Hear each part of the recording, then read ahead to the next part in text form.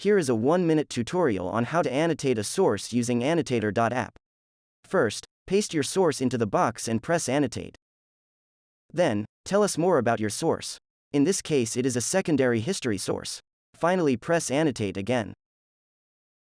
Wait a couple of seconds and boom, a fully annotated article with a summary, bullet points, and a place to take notes for when you come back to the source later.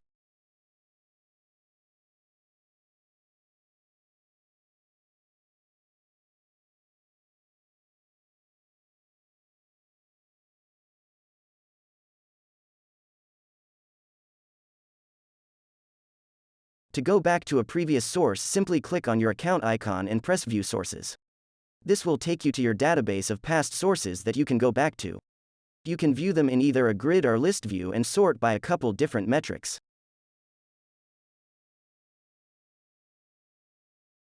Thanks for watching.